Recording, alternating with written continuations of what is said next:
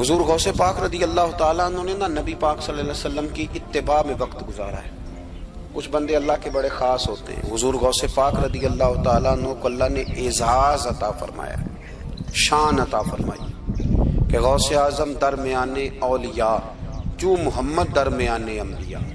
اس طرح نبیوں میں رسول کریم کا مقام ہے نا، اس طرح ولیوں میں غوث پاک جیلانی کا مقام ہے۔ حضور غوث پاک رضی اللہ تعالیٰ عنہ کو اللہ نے کئی اعزازات دیے۔ سب سے بڑی بات یہ کہ اللہ نے انہیں کرامات عطا کی۔ کرامت دین کا پورا ایک حصہ ہے۔ ہمارے یہاں نا لوگ کہتے ہیں اخلاق بیان کریں جی، وہ کہتے کیا تھے؟ کرامت کیا ہوتی؟ بھئی کرامت تو قرآن پاک نے بیان فرمائی۔ آصف بن برخیہ جناب بلقیس کا، ملکہ بلقیس کا تخت لائے تھے۔ یہ اللہ نے کیوں آیت نازل کی قرآن پاک میں؟ وہ قصہ کہانی ہے کہ وہ جی تخت لائیں، یہ کیوں بیان کی؟ اور تخت آیا کس طرح آیا؟ انہوں نے کہا کہ آنکھ جھپکنے سے پہلے آ جائے گا۔ پھر آیا کہ نہیں آیا؟ ان سے پوچھا یہ کیسے آیا؟ کہنے لگے ھذا من فضل ربی۔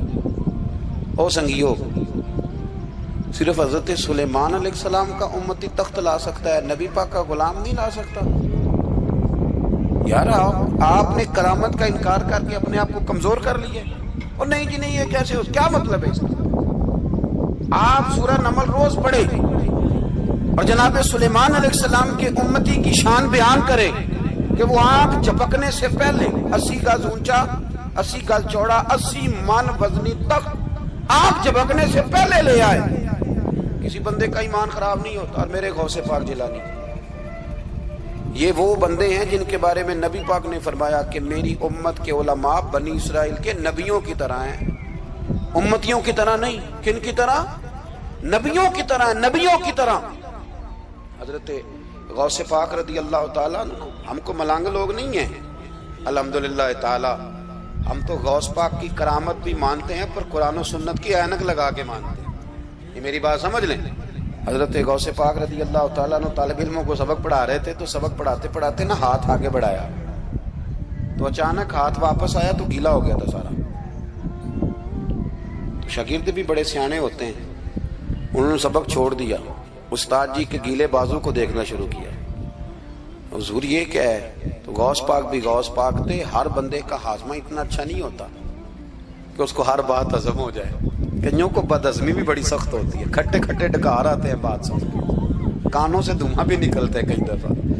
تو انہوں نے پوچھ لیا فٹافٹ کہ حضور یہ کیا ہوا؟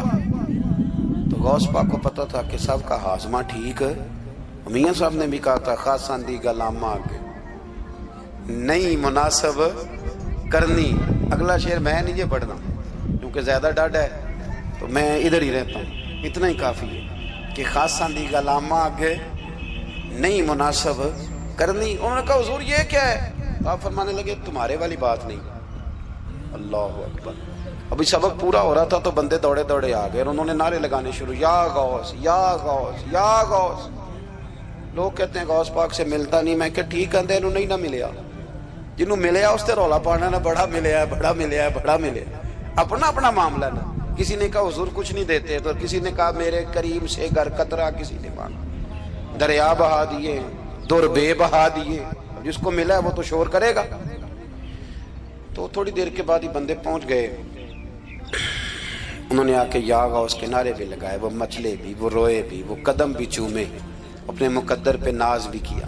شکر ہے اللہ کا، اللہ نے ہمیں آپ کا غلام بنایا، شکر ہے۔ تو طالب علموں نے پوچھا ہوا کیا؟ کہنے لگے کشتی میں بیٹھے تھے تو ڈوبنے لگی تھی، تو ہم نے کہا کہ ہم تو غوث پاک کے ماننے والے ہیں۔ تو پھر حضور